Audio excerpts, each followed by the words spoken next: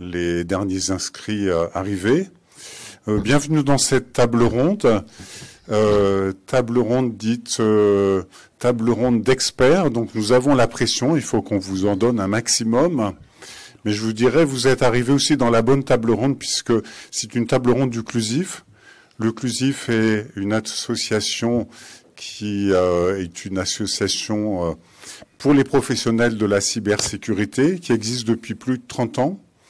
L'objectif du CLUSIF, c'est d'encourager les échanges de bonnes pratiques. C'est ce qu'on appelle l'esprit d'échange au CLUSIF. Et c'est quelque chose qu'on encourage largement, notamment parce que nous accueillons tous les professionnels en parfaite équité entre les offreurs et les utilisateurs.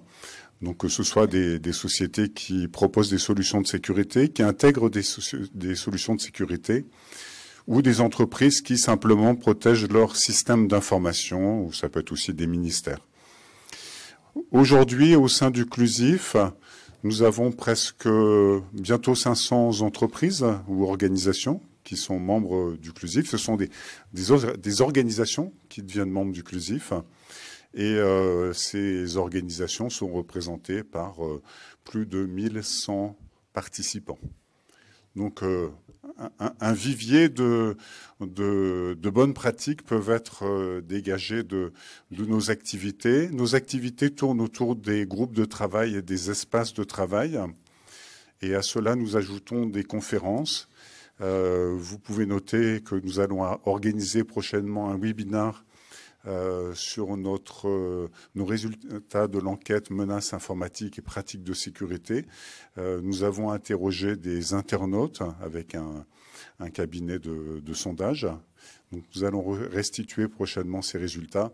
Et en janvier, vous aurez notre événement majeur avec le panorama de la cybercriminalité qui va retracer tous les incidents de cyber en 2022 en source ouverte.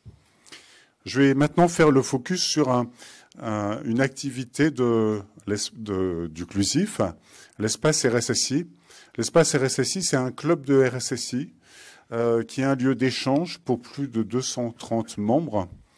Nous échangeons des bonnes pratiques, des retours d'expérience entre RSSI pour aller plus vite, pour travailler en équipe. Donc augmenter nos compétences dans les différents domaines de la cybersécurité. L'espace RSSI, c'est un lieu pour monter en compétences très vite et en particulier pour des jeunes RSSI, mais c'est aussi un lieu où on est en échange permanent avec nos pairs puisqu'on met à disposition des outils de communication qui permettent à tout moment d'échanger, de poser des questions. Et il n'y a pas d'offreur? Il n'y a pas d'offreur. On est vraiment entre nous. Et d'ailleurs, pour garantir la confidentialité, lorsque vous rejoignez l'espace RSSI, vous signez une charte de confidentialité, une charte d'éthique de l'espace RSSI. Et maintenant, c'est accessible aussi à distance. Oui, alors les activités de l'espace RSSI, nous nous réunissons une fois par mois, en général le premier vendredi du mois, toute la matinée, pour pouvoir partager 3 retours d'expérience. Nous encourageons bien sûr la participation en présentiel, puisque une réunion, ce sont les retours d'expérience, mais ce sont aussi les échanges que l'on a avant la réunion, lors de la pause café d'arrivée, à la pause café en milieu de matinée, et c'est là où vous développez votre réseau, c'est là où vous étoffez vos contacts dans le domaine cybersécurité, et si vous avez la disponibilité, vous pouvez même rester pour le déjeuner après la matinée d'échange. Qui n'est pas offert. Il n'y a pas de sponsor pour l'espace RSSI, donc le repas n'est pas offert, effectivement. Il y a des yaourts si vous voulez. Mais... Fais gaffe, tu tombes. Non, on note pas les journalistes. L'espace RSSI, nous échangeons sur différents domaines de la cybersécurité. L'année dernière, aux Assises, on vous a proposé un retour d'expérience sur la sensibilisation des utilisateurs. Sur les 12 derniers mois, on a pas mal travaillé sur les tableaux de bord. Et c'est la raison pour laquelle nous vous proposons ce sujet aujourd'hui. Nous sommes un certain nombre dans l'espace RSSI à avoir travaillé sur des indicateurs de performance. et des tableaux de bord pour communiquer auprès de notre direction, mais aussi auprès des opérationnels de l'IT, dans une logique d'amélioration continue.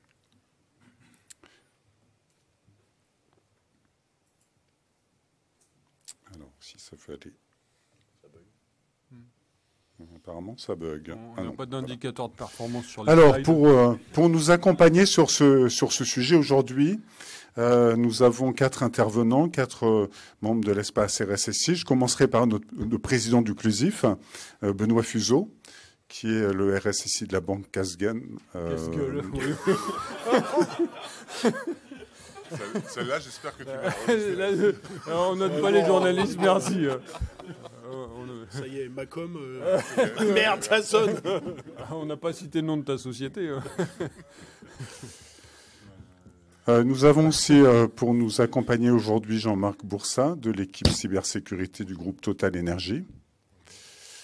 Sylvain Lambert, RSSI de la DSI de Pôle emploi. Et Nicolas Veillard, qui s'occupe de la direction opérationnelle cyber dans le groupe Danone. Alors en fait, avant de leur donner la parole, je vais vous partager des informations que nous avons collectées au sein de l'espace RSSI. Donc nous avons proposé un certain nombre de questions à nos membres. Déjà, vous pouvez voir ici le panel qui a répondu au questionnaire. Donc des entreprises de tailles diverses et variées, des entreprises de moins de 1000 employés, mais aussi des structures internationales de plus de 50 000 salariés. Une représentation de différents secteurs d'activité, avec une forte représentation du secteur banque, finance, assurance, et aussi le secteur public et les services publics. Mais sinon, donc, la plupart des secteurs d'activité ici listés ont été représentés. Si nous posons la question à nos membres sur l'utilisation d'indicateurs de performance dans les données d'application, les données des solutions de sécurité, style scanner de vulnérabilité, nous voyons que 85% de nos membres utilisent ces indicateurs de performance. Donc il y a un réel intérêt dans l'utilisation de ces indicateurs. On pourrait aussi faire un focus particulier sur le niveau de sécurité des applications, peut-être pour challenger les équipes projets informatiques.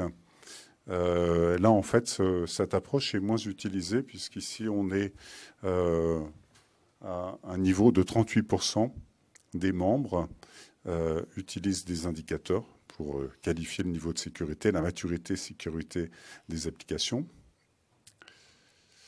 On a des indicateurs, c'est bien d'agréger toutes ces informations, de mettre ça en forme pour pouvoir communiquer au niveau des équipes informatiques, mais aussi au niveau de la direction.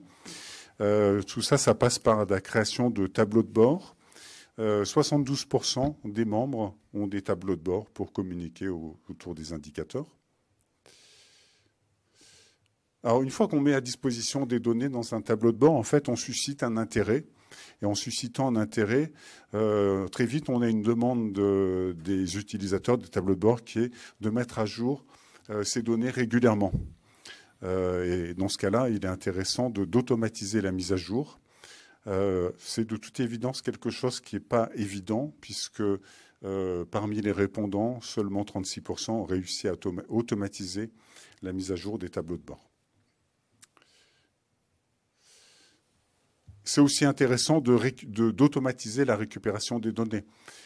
Pour un certain nombre d'indicateurs, ces indicateurs sont obtenus par des opérations manuelles, alimenter des fichiers Excel, et ces fichiers Excel ensuite vont alimenter un tableau de bord.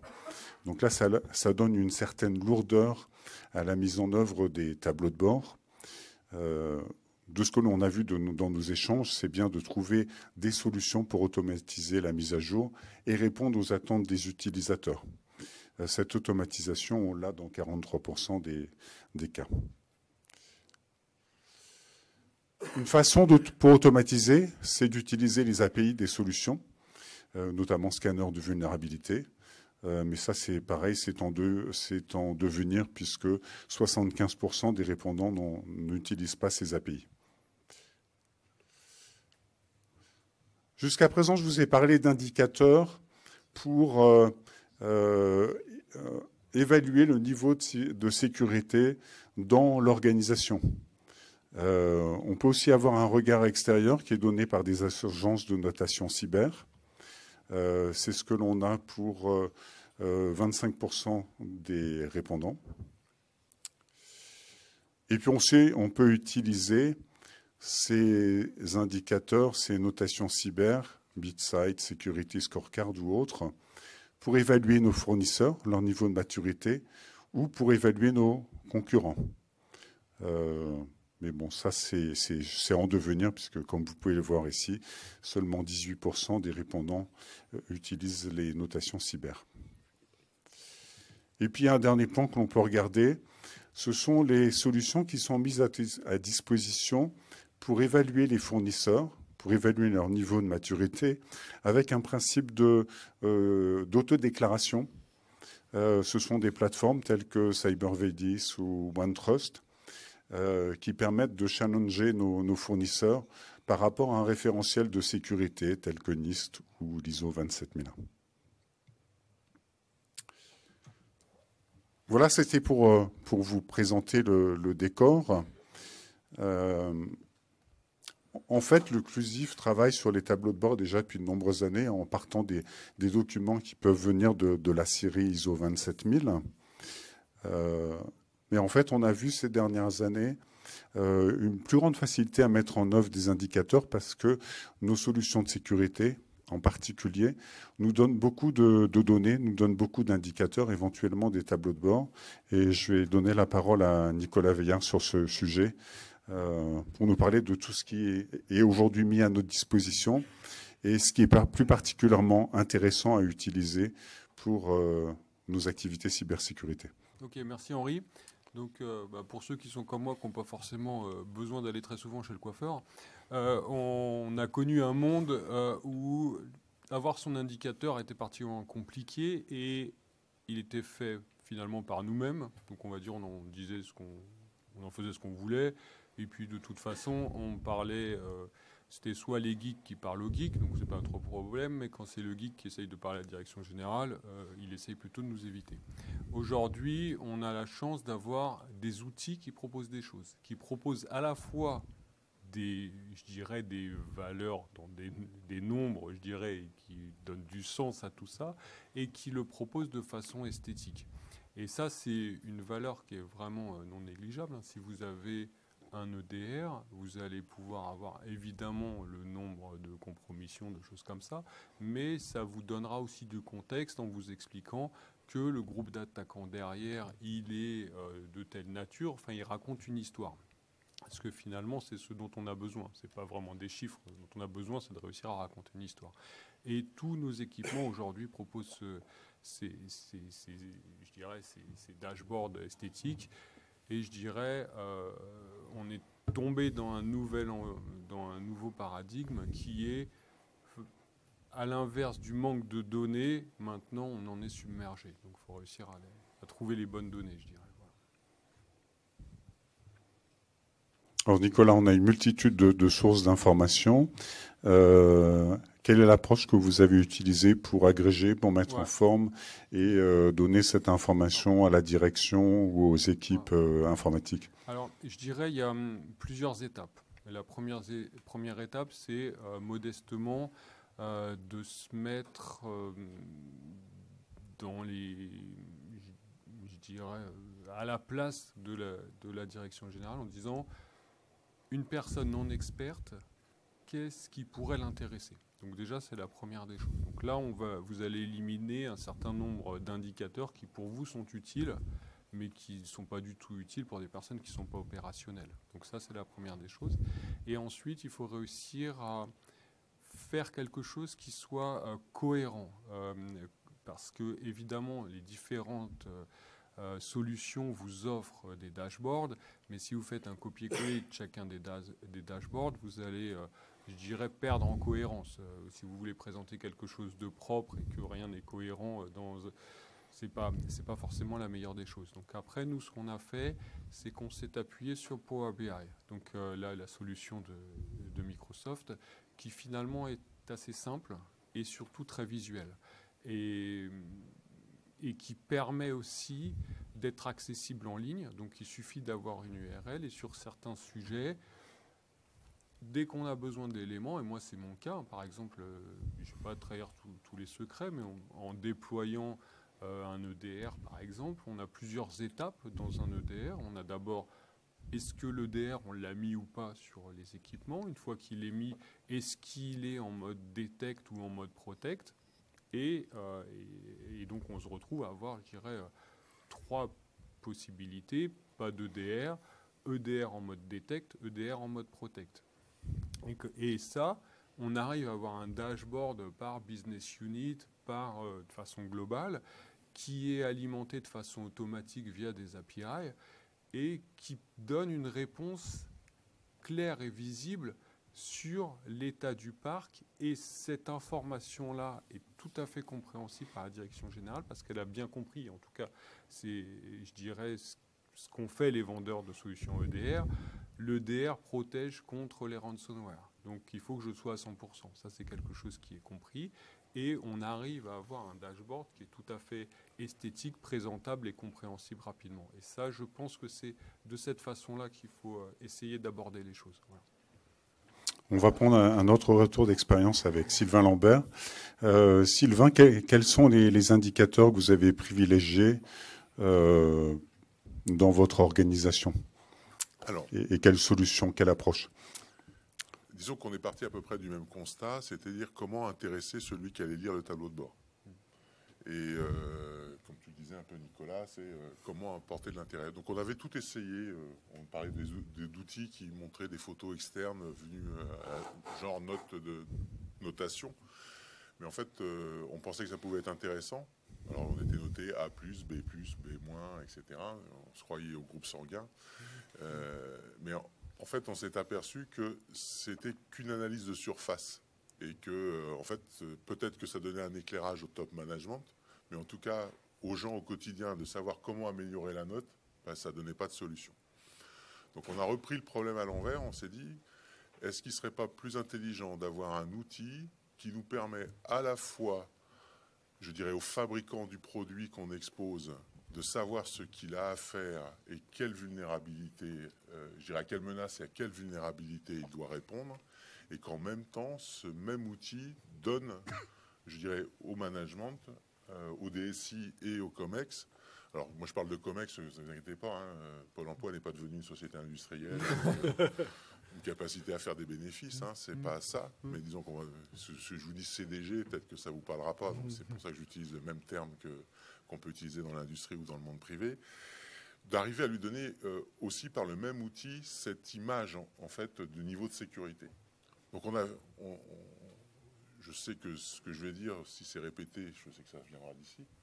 En fait, on a voulu être très simpliste à ce niveau-là, c'est qu'on est parti avec le jeu des couleurs, hein, que vous connaissez tous, hein, rouge, orange, jaune, vert, en considérant que tout ce qui était jaune et vert était par défaut accepté, et tout ce qui était orange et rouge devait être corrigé.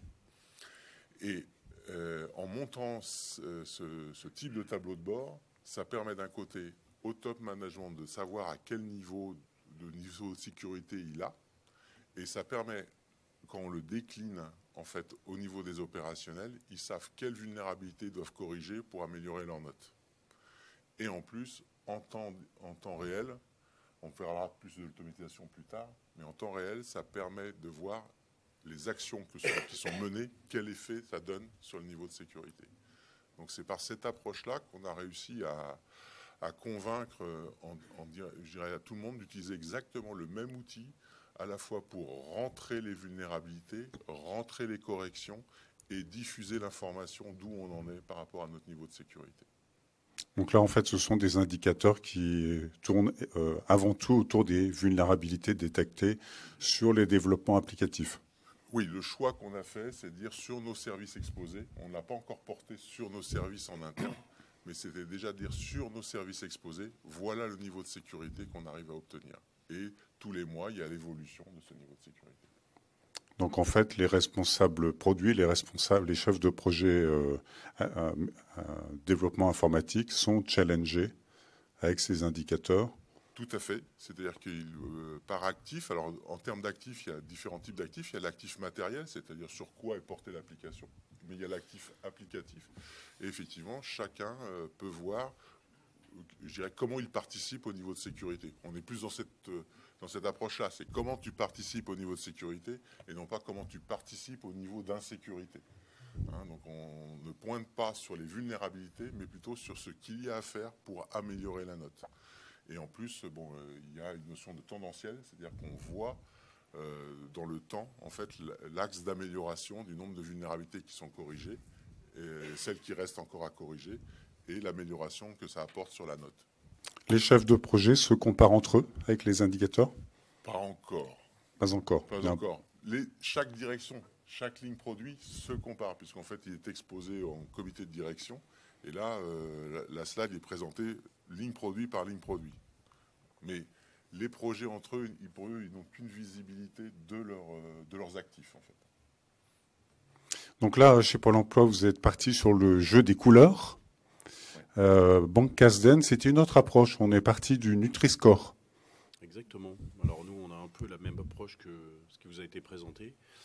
En fait, moi, j'ai fait une école de commerce option finance. Et donc, je reprends mes cours de marketing, parce que pour moi, la sécurité, c'est aussi notre marketing. Et donc, il faut se remettre à la place du dirigeant ou du chef de projet qui, malheureusement, ne comprend pas encore suffisamment nos problématiques. Et donc, je cherchais quelque chose pour représenter le risque, mais qui parle à tout le monde. D'accord ? Alors, c'est même pas moi, c'est mon apprenti qui est maintenant mon assistante et qui fait une thèse sur les indicateurs cyber et en quoi les indicateurs cyber peuvent influencer les décisions des chefs d'entreprise. Donc, vous voyez, on va essayer d'aller beaucoup plus loin encore que ça. Et donc aujourd'hui, elle m'a présenté justement ce projet de loi qui est le Cyberscore. Et je me suis dit qu'en termes de visibilité, en termes d'appréciation de cette problématique, c'était hyper pertinent. Tout le monde aujourd'hui va au supermarché et sait que quand on achète un produit D, il n'est pas terrible pour la santé. C'est induit, c'est intégré dans le cerveau. Et donc, je me suis dit qu'en termes de représentativité, c'était assez intéressant comme outil. Donc si j'arrive à montrer ça à mes dirigeants, à mes chefs de projet, peut-être que justement ça pourrait les interpeller. Alors pour l'instant, on est en processus de test voilà, sur les choses. Alors nous, on a un périmètre qui n'était pas très gros, donc c'est aussi assez plus facile. On n'a pas une taille d'entreprise, on appartient à un grand groupe, mais notre identité contient 800 personnes, donc on n'est pas une multinationale encore. Et donc, cette approche, c'est de dire, aujourd'hui, on utilise en fait une vue par application les plus critiques pour la banque. Et donc, on va scorer justement, on fait un cyberscore sur ces applications. Et alors, qu'est-ce qu'on a pris comme indicateur? Donc, nous, on ne se sert pas uniquement des vulnérabilités, on se sert à la fois de la vulnérabilité, de l'obsolescence et de la revue d'habilitation. Alors, pourquoi ces trois métriques? C'est parce que c'est simple à expliquer un COMEX, parce que ça aussi, on a parlé tous de la simplicité, de la compréhension de nos sujets. Ça me semble très important que tout le monde comprenne et comment on a calculé cet indicateur. Parce que si vous commencez à pas jouer la transparence, etc., ça va commencer à mettre des discussions entre les gens. Donc sur ces trois indicateurs, ce que je voulais aussi, c'est que, alors, option aussi finance, vous voyez, manipulation des chiffres, ça aussi c'est des choses un peu que j'aime bien. Et souvent dans notre domaine, j'ai constaté qu'on n'était pas des gens très riches. Utiliser les outils de BI, c'est pas dans notre ADN. Les reporting, c'est pas trop dans notre ADN. Et même moi, je me suis fait piéger. Je montre aujourd'hui des tableaux de bord qui sont incompréhensible à la direction. Aujourd'hui, montrer 3000 vulnérabilités à une direction générale, ça n'a aucun sens. Moi, j'ai toujours peur que le mec, il me dise, s'il est un peu intelligent, il va me dire, mais qu'est-ce que t'attends pour les corriger? Et donc, so what, quoi. Enfin, voilà. Donc, pour moi, c'était pas donc, c'est pour ça que j'ai voulu me pencher sur quelque chose qui pouvait représenter, justement, ces choses-là et sur ces 3 axes-là.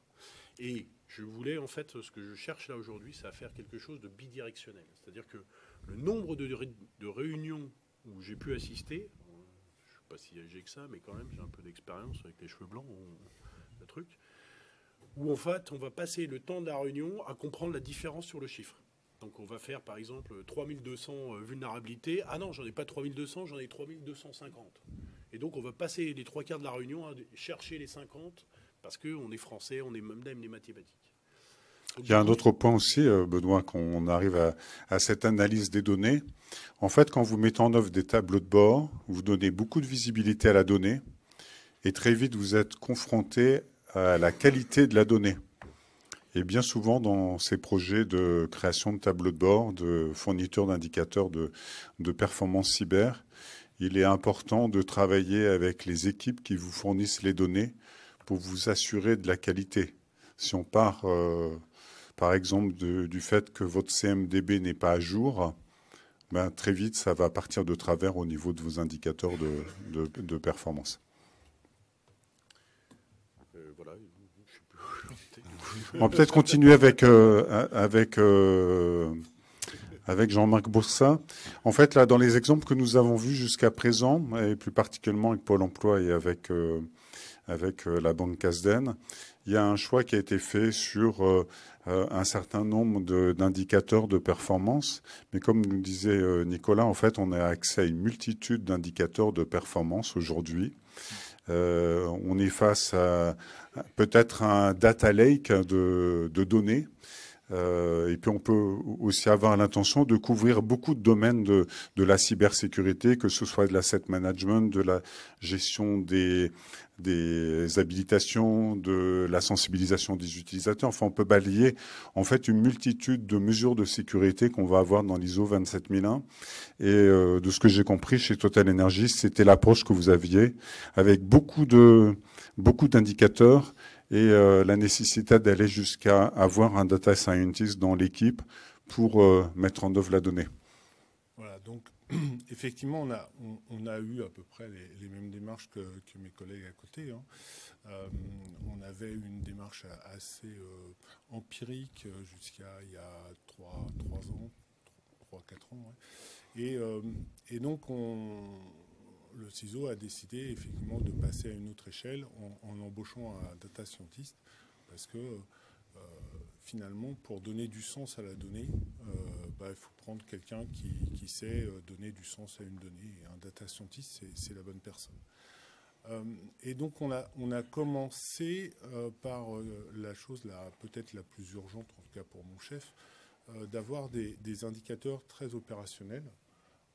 Notamment pour mettre en lumière le travail du SOC et du CERT et de mettre un peu de sens sur les volumétries de tickets traités par le SOC, donner du sens sur les problématiques rencontrées de façon très pragmatique. Et après avoir fait ces premières versions de tableau de bord super opérationnels, en connectant bien sûr tous les outils, il était absolument hors de question de gérer les choses manuellement.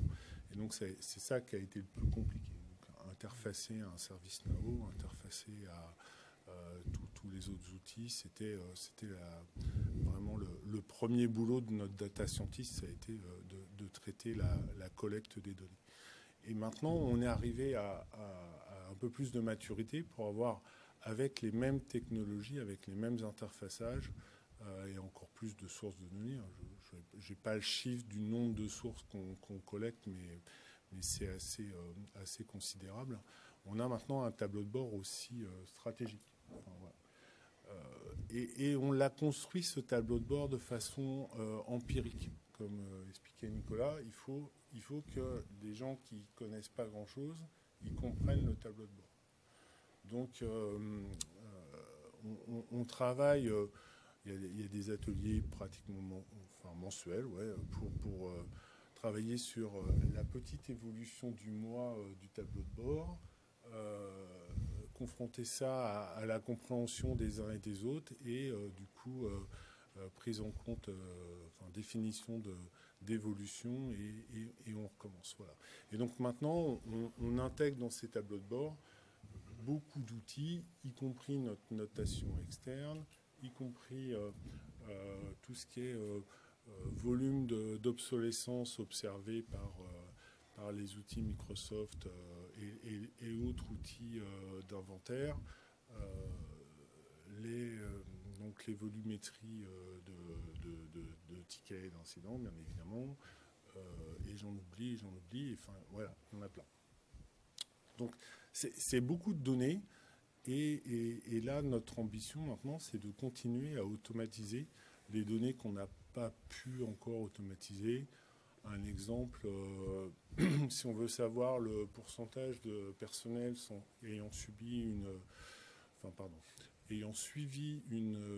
formation ou une sensibilisation, voilà. Aujourd'hui, c'est pas des choses qui sont ultra pratiques, et les plateformes de training, elles sont pas forcément, elles offrent pas une API qui permet d'interroger, etc. Donc c'est ça le sujet. Nous, on croit qu'on ne doit pas passer du temps à calculer un tableau de bord. On va passer du temps à le construire avec quelqu'un qui est spécialiste. Mais après, il faut que les valeurs du tableau de bord, il faut que ce soit automatique. Sinon c'est pas efficace. Benoît, le Clusif a commencé à réfléchir à cette difficulté d'utiliser les API pour mettre à jour les tableaux de bord. Oui. Et il y a même une réflexion pour aller plus loin et continuer le travail. C'est ça. Donc, en fait, l'idée, c'était... donc, on est dans l'espace RSSI, donc on est entre nous. Et donc, l'idée, c'est aussi d'apporter de la valeur et de pouvoir utiliser... On parle tous d'API. Donc, essayer de se mettre ensemble pour aller voir les éditeurs, en fait, de consolider en fait nos connaissances et notre expression de besoin, puisqu'on a besoin quasiment tous de la même chose, ou du moins peut-être dire 80%, et donc d'aller voir les éditeurs en leur disant, ben voilà notre cahier des charges, voilà, et puis de dire aux éditeurs, ben voilà ce que l'on a besoin, faites-nous une API qui pourrait nous fournir ces éléments-là. L'idée, c'est justement de se servir de ces clubs, de ces associations pour former un collectif, pour aller voir les éditeurs, pour pouvoir améliorer justement ça et exprimer plus facilement nos besoins. C'est aussi ça la force de ces associations. Il y a un petit essai qui a été fait avec Qualys, et on s'est rendu compte que c'est pas si simple que ça. Il suffit pas d'avoir l'API. C'est ça. Donc nous, à la caserne, on utilise la solution Qualys. Je ne fais pas de publicité pour cet éditeur, c'est parce que je l'utilise sur mon infrastructure, mais c'est la même chose pour d'autres. Et aujourd'hui, quand j'ai commencé à creuser dans la documentation, et Nicolas Marot, qui est aussi dans le groupe, on a partagé, et aujourd'hui, c'est pas simple d'utiliser ces outils, quoi. Donc, moi, je suis pas un développeur, et donc, du coup, j'ai rencontré des gens de Suez, j'ai rencontré des gens de Sodexo, j'ai rencontré 4-5 personnes, en fait, et on s'est dit, on a la même problématique. Donc, réunissons-nous, essayons justement d'exprimer ce besoin de problématique, et puis allons voir Qualys tous ensemble pour leur dire ce que vous faire bouger les choses, quoi. Donc quand c'est déjà 3 grands groupes qui sont BPCE, Sodexo, Suez, qui apportent déjà ça à Qualys, ça forme une force, quoi. Et donc l'idée, c'est que ça serve justement aussi aux autres qui n'ont pas cette chance de pouvoir accéder aussi facilement ou avoir autant de poids sur ces éditeurs, quoi. Donc si vous êtes intéressé par le sujet, vous pouvez nous rejoindre dans ces travaux au Clusif. Exactement. Voilà. Et l'idée, c'est de faire ça sur d'autres éditeurs. C'est pas que cet éditeur-là, mais on est agnostique, encore une fois. Le Clusif n'a pas de sponsor. Donc on est vraiment libre de tout ça. Donc c'est en fonction des besoins. Voilà. Là, quand on avait fait un petit sondage autour des outils utilisés et des tableaux de bord qui étaient besoin d'automatiser, Qualys est ressorti. C'est aussi pour ça qu'on l'a pris comme pilote ou comme bêta-testeur, en tout cas, pour voir comment la démarche pouvait fonctionner. Voilà. Je vous propose de parler d'un autre type d'indicateurs, des indicateurs qui vont nous permettre d'évaluer la maturité cyber de nos fournisseurs. Jean-Marc, comment mettre en œuvre des solutions telles que BitSight ou Security Scorecard pour évaluer les fournisseurs? Alors, donc, on a, je pense, tous envie, à un moment ou un autre, d'évaluer la cybersécurité de nos fournisseurs. Je pense que tous dans la salle, vous le faites plus ou moins, au moins sur vos fournisseurs IT. Moi, mon COMEX, l'année dernière, a décidé que ça ne suffisait pas et il fallait passer à l'échelle et évaluer tous les fournisseurs dans lesquels il y a un risque cyber finalement. Et ça concerne aussi des fournisseurs industriels ou des fournisseurs qui sont assez loin finalement de l'IT. Et donc du coup, chez Total Energy, on a plus de 100 000 fournisseurs différents si on regarde à l'échelle mondiale. On s'est dit, bon, si on met une équipe qui fait de l'évaluation cyber de nos fournisseurs manuellement, qu'on le faisait avant avec les équipes IT, ça ne marchera pas. Enfin, c'est assez sûr. Donc, on a regardé donc, différentes solutions. Donc, il y a effectivement les agences, les sociétés qui font de la notation cyber, alors avec... En général, les BitSight, ça vient de la notation financière. Et en gros, leur technologie, elle est là pour être adossée à une notation financière et de mesurer un certain niveau de risque par un ensemble de faisceaux d'indices sur la maturité par rapport à ce que l'entreprise présente sur son empreinte Internet. Voilà, en gros, mais bon, l'empreinte Internet, il y a certains fournisseurs, ça ne veut pas dire grand-chose. Si je parle du service qu'on achète, il est des fois assez loin de l'empreinte Internet de l'entreprise. Et on ne croit pas que si le site web de l'entreprise qu'on va utiliser, il est tout pourri. C'est pas pour ça que la cybersécurité du service délivré va être tout pourri aussi. Voilà, la corrélation est un peu délicate. Donc, mais c'est un premier faisceau de preuves. Et donc, il y a plein de sociétés qui l'utilisent comme ça. Et si je peux ajouter un truc là-dessus, j'avais une discussion avec un membre du COMEX sur le sujet et j'avais donné les réserves un peu que tu émets sur le fait que ce soit exposé. Et il m'avait dit, tu sais, si tu veux t'acheter un appartement, tu vas d'abord regarder la façade. Et si la façade, elle est toute lézardée, même si l'appartement à l'intérieur, il est impeccable, il est super beau, tout refait à neuf, tu vas peut-être pas l'acheter. Et c'est un peu... Non, mais c'est une excellente image. Mais ça ne suffit pas toujours. Donc, pour adosser ça, on est plutôt... pour compléter ça, on est allé vers des solutions basées sur des questionnaires revue de preuves. Voilà, donc nous, on a choisi Cybervadis, mais je pense qu'il y a d'autres sociétés qui font ce type-là, où là, on va... les utiliser dans leur capacité à finalement à la fois travailler sur les questionnaires, les mettre à jour régulièrement et surtout analyser les réponses des sociétés qui vont répondre à ces questionnaires-là. Et alors pour le coup, pour Cybervadis, en plus, l'intérêt, c'est qu'ils font de la revue de preuve. C'est pas parce que vous dites que vous avez un process de patch management qu'on va vous croire. En fait, vous allez devoir prouver que vous avez un vrai process documenté. Et si en plus, vous pouvez prouver que vous avez un outil qui adosse ce process, c'est encore mieux. Voilà. Donc, c'est ça le sujet. Maintenant, c'est assez nouveau. C'est vrai que quand on présente ça au marché, puisque maintenant, si dans la salle, il y a des fournisseurs potentiels de ma société, sachez que si vous faites un service avec un enjeu cyber, on va vous demander de vous faire évaluer. C'est assez nouveau. Il a fallu travailler avec les achats. Et c'est absolument capital d'embarquer les achats dans ce genre de situation. Donc pour résumer, la solution unique et miracle, elle n'existe pas. Maintenant, si vous voulez passer à l'échelle, il faut absolument se doser à un partenaire et à des solutions qui vont vous aider. En tout cas, vous pouvez aller voir votre note Vous pouvez aller sur les sites de BitSight, Security Scorecard, enfin tous ces sites-là. En général, la note est accessible. Vous inscrivez avec une adresse mail. Elle est gratuite. Après, vous n'allez pas forcément avoir la décomposition, mais vous allez au moins avoir votre note. C'est important de connaître son image numérique. C'est comme moi, je conseille toujours à mes collaborateurs de se googliser très régulièrement pour voir l'empreinte numérique que l'on développe. Et ben là, c'est exactement la même chose. Sachez où vous en êtes. D'accord ? Après, est-ce que vous allez plus loin ou pas ? Mais au moins, sachez où vous en êtes.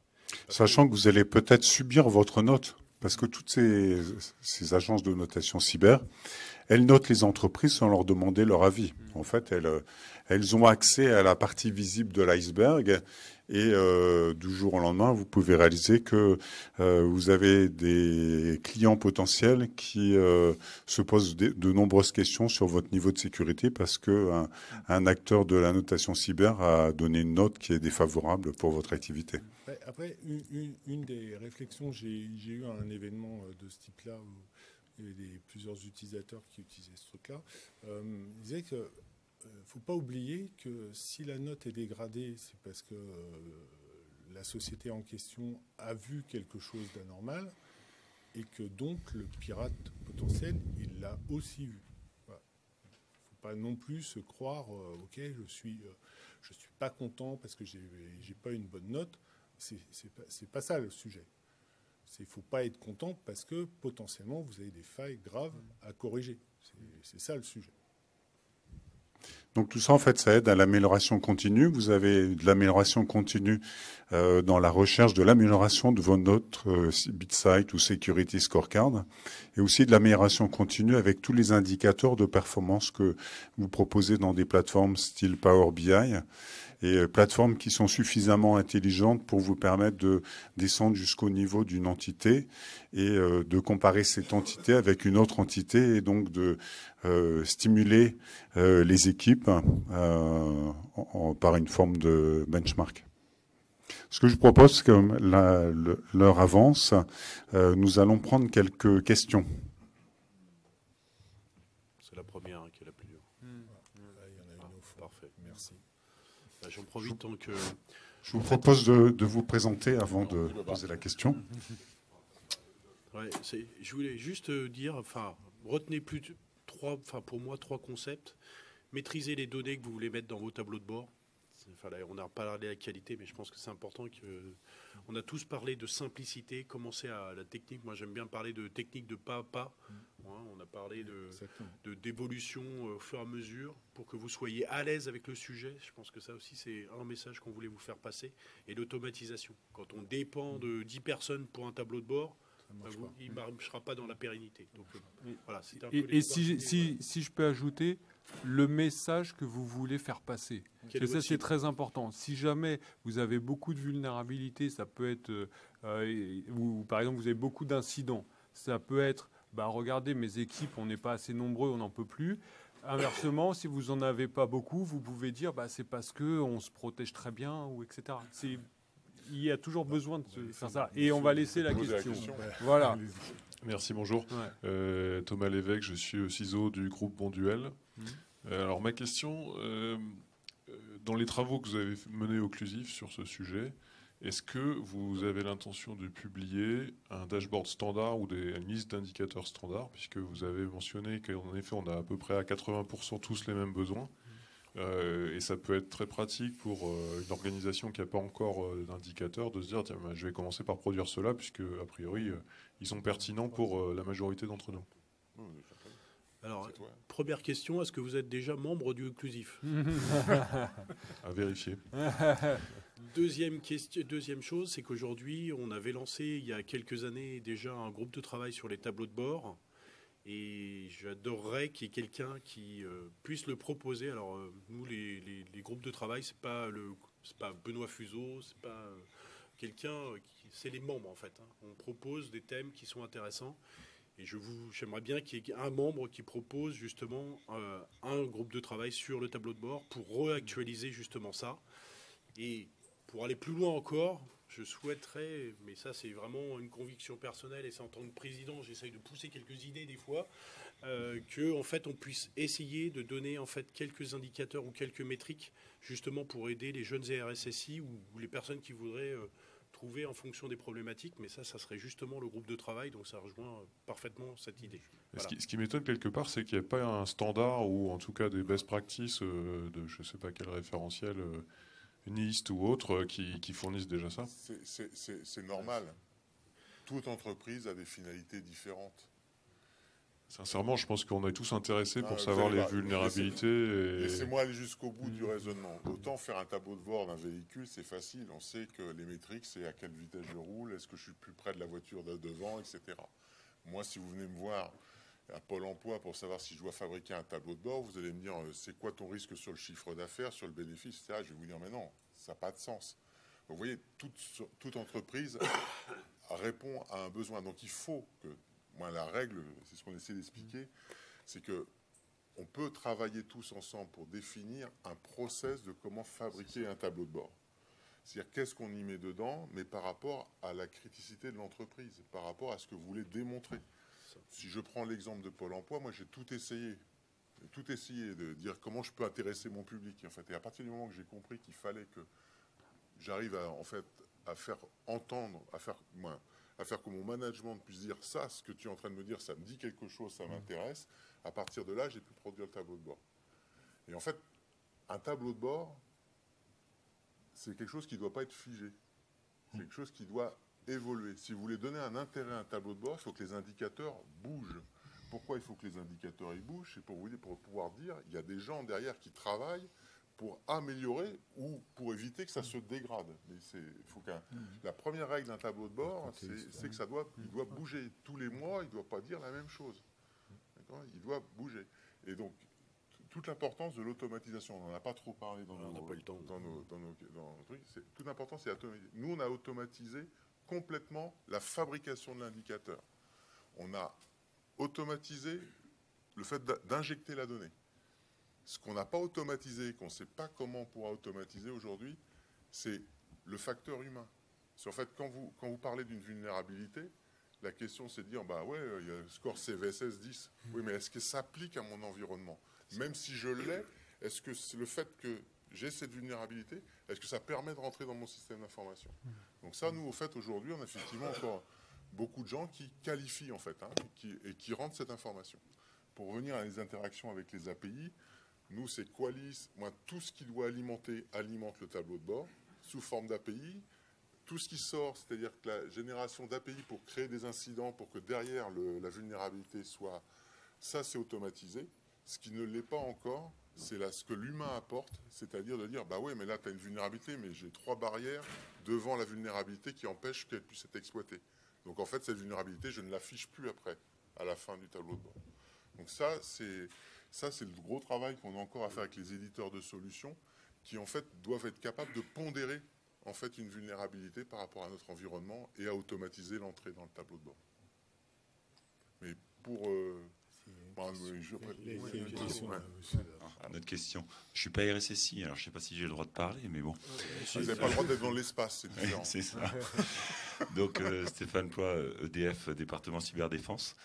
Vous avez beaucoup parlé des tableaux de bord qui sont effectivement automatisés, remontés automatiquement sur des données qui sont des données du métier cyber. Le nombre de vulnes, le nombre de, je ne sais pas, ports exposés, non sécurisés, enfin n'importe quoi. Est-ce que vous avez des choses à partager sur comment est-ce que justement vous mappez ça sur des risques d'entreprise, des enjeux métiers? Moi, c'est mes fameux carrés rouges, etc.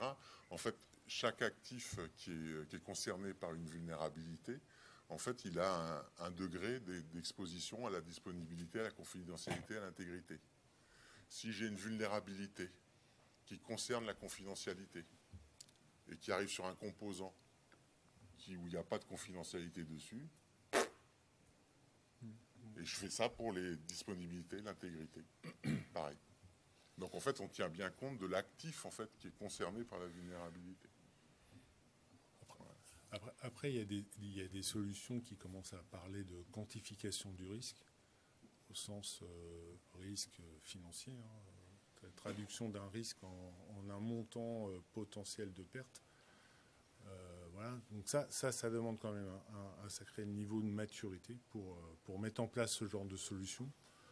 Surtout si en plus vous voulez faire le lien entre vos risques business assez macro et les risques IT liés à l'application, au fait que le firewall il est pas à jour ou il est pas soir, etc., etc.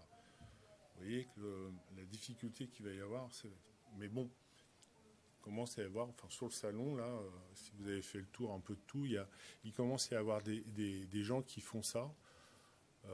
Voilà. Mais je pense que ça demande un sacré niveau de maturité quand même pour aller jusque-là. C'est l'étape 2. Oui, c'était plus une remarque. Effectivement, on a attendu les questions pour avoir le premier mot qui est risque métier.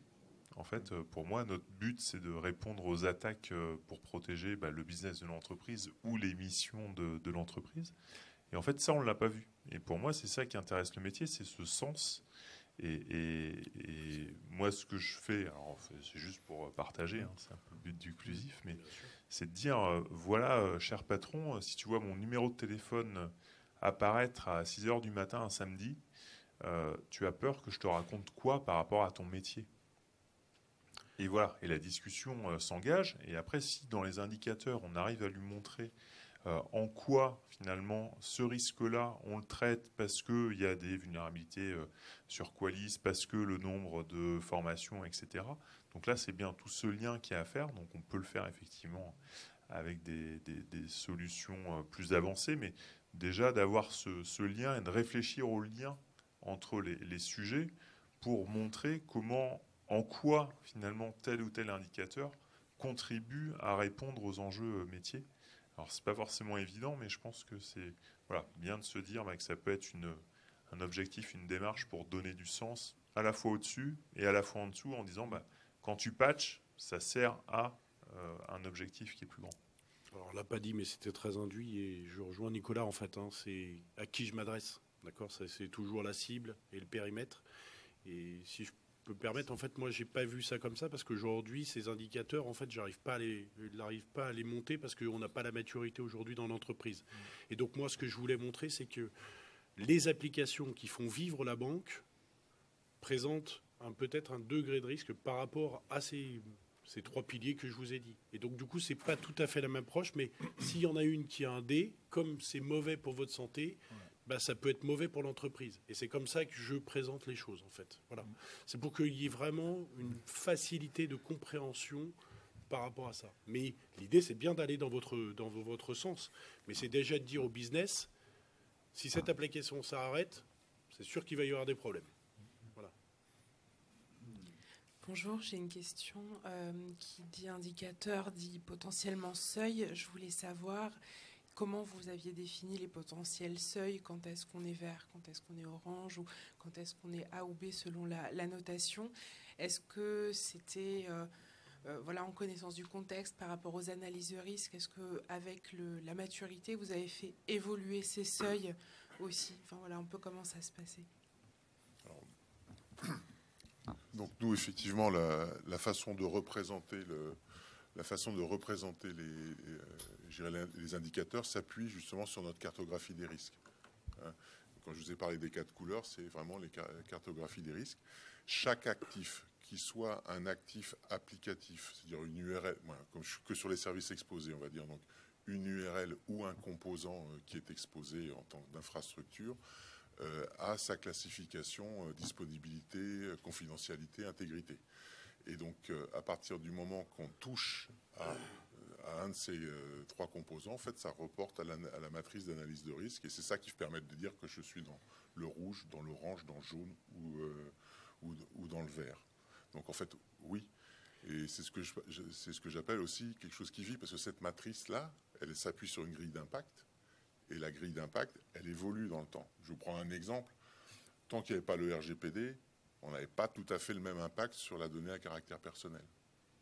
Alors, pas parce que ce n'était pas plus grave pour l'usager, mais en fait, c'est parce qu'on n'avait pas à tenir compte du risque sur l'usager. Le RGPD nous a amené à tenir compte du risque de l'usager. Donc, ça nous a changé toute notre matrice des risques. Pôle emploi est maintenant opérateur de services essentiels. Donc, on doit se préoccuper de savoir si on a un dysfonctionnement, si ça fait descendre les gens dans la rue. Donc en fait, ça a aussi changé la grille d'impact. Et c'est ce que je parlais des automatismes. Ça, c'est des informations qu'on doit rentrer dans le dispositif et que automatiquement, quand je produis l'indicateur le mois suivant, ben, il doit tenir compte de ça, de cette valeur que j'ai rentrée. C'est ça que j'appelle l'automatisme. Alors moi, si je peux compléter, parce que j'ai pas tout à fait la même vision, parce qu'on n'a pas le même niveau de maturité, parce que moi, les cartographies des risques, alors, ça reste entre nous, ça. Hein. Enfin, s'il vous plaît. C'est casse-gueule. Voilà, c'est casse-gueule, donc je compte sur toi. Voilà. La cartographie des risques, c'est pas encore ça chez nous, quoi. Hein. Donc justement, j'ai pas cette maturité. Mais je me dis, en commençant par ces 3 piliers, donc vulnérabilité, obsolescence et revue d'habilitation. C'est déjà un premier état. Et donc l'idée, c'est de lancer la mécanique. Et j'espère que mes applications, parce que il y a quelque chose qui est magique hein, dans l'être humain, c'est l'ego. D'accord, ça c'est extraordinaire et il faut s'en servir. Dans notre domaine, c'est magique. Surtout quand vous arrivez en comité de direction et que vous dites, ça c'est les 20 applications les plus sensibles, et donc ça concerne tel monsieur, tel monsieur, tel monsieur, et que vous comparez entre business. Là, c'est le bonheur. Parce que là, vous dites, ah bah lui, il a bien passé de D à B. Regardez, il est venu me voir, on a travaillé ensemble, en 2-3 mois, bing, il a monté sa note. Et tous les autres, bah, j'ai pas eu d'informations. Donc là, ils viennent me voir en fin de sortie. Parce que quand vous présentez ça devant la direction générale, ça fait un peu de bruit. Voilà. Après, il faut assumer. Hein. Pardon. Une dernière question ouais. Parce que... Bonjour à tous. Zach Arachid, groupe Le Bon Coin. Enfin... si, je pense. Un truc comme ça. CISO, un truc. Vous êtes concurrent. De quoi? Vous êtes concurrent. De qui? De Pôle emploi, Il publie les offres. Ouais, vu le nombre de chômeurs en France, je pense qu'on a de la marge. C'était une plaisanterie. On mutualise les efforts. C'est ça, exactement. Ça tu pourras le noter dans l'article. Il y a une joint venture en cours. Là. On travaille avec France Connect, avec d'autres gens, hein, super malveillance, on peut trouver des accords. Mais je crois qu'on aspire vos offres. Bah oui, comme tout le monde, hein, c'est pour ça qu'on a Datadom. Merci beaucoup, messieurs, pour la qualité de vos interventions depuis tout à l'heure, en fait, et de l'échange. Franchement, ça donne envie de se réinscrire au Clusif. Attends, bouge pas. Live. On dirait que c'est pas stage, hein, c'est complètement naturel. Bah, super, j'en prendrai un avec moi. Moi, j'avais une question un peu sulfureuse, du coup, pour continuer. Je voudrais votre avis sur le COMEX. Est-ce que le quantitatif... Alors, je parle pas de dire, ouais, il y a 20 trucs à traiter, etc. Je suis assez en phase, mais est-ce que les impacts quantitatifs, etc., est-ce que ça sert vraiment à quelque chose? Qu'est-ce que vous appelez impact quantitatif? Ce qu'on disait tout à l'heure, en fait, mapper typiquement sur des pertes spécifiques, etc. Comme dire, voilà, ça va être 20 millions de dollars de pertes ou d'euros ou que sais-je, ou 20 000 selon la maturité. Est-ce que c'est vraiment utile ou est-ce que un COMEX, faut lui parler un peu comme un enfant de 10 ans et être très... je pense qu'il y a 3 couleurs qui revenaient souvent, rouge, jaune, vert. Non, en fait, si je peux me parler, il y a 2 choses. La première des choses, c'est comment on se positionne comparé aux autres. Et ça, les solutions type de ranking, elles aident beaucoup parce que elles vont dire que l'autre société concurrente est mieux. Et ça, c'est un vecteur important. Ensuite, il y a une possibilité de chiffrage, notamment lié aux incidents majeurs. En revanche, ce qu'il faut, c'est pas parler comme un enfant, c'est aller à l'essentiel. Parce que tout simplement, comme ils m'ont expliqué, quand il y a le COMEX qui se réunit, il y a 200 slides qui sont passés avec des directions de tous les sens. Tout le monde vient avec la même chose, demander de l'argent et dire qu'ils ont des problèmes.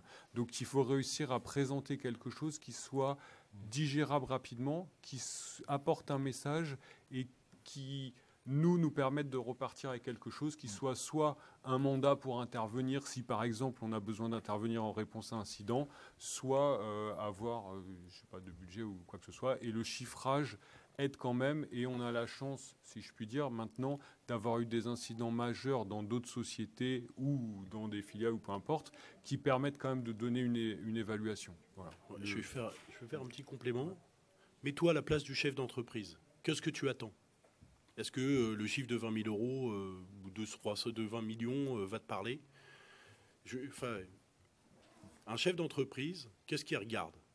c'est pas les indicateurs cyber. Enfin, on est entre nous là encore une fois.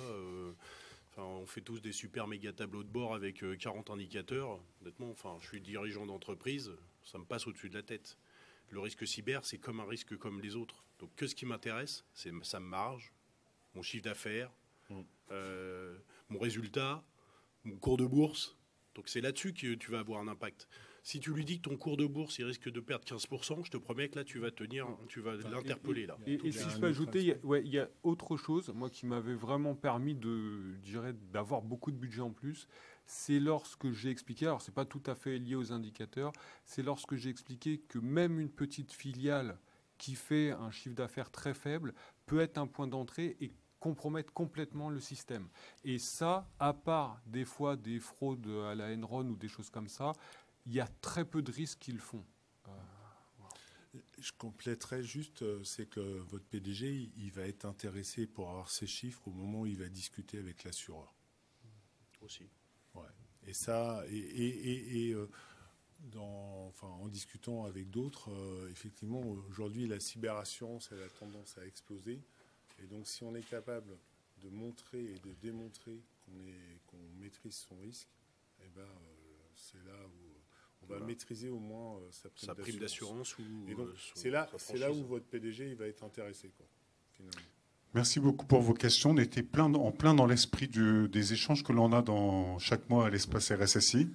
On va être obligé de vous frustrer, parce que là, on est largement en dehors du temps d'intervention. Pour vous récompenser, à la fin, donc nous, on ne vend rien, mais on vous propose un petit kit de sensibilisation, voilà, donc que vous pourrez récupérer juste à la sortie. Un kit de confidentialité. Avec notre délégué général. Vous pouvez même le revendre sur le bon coin.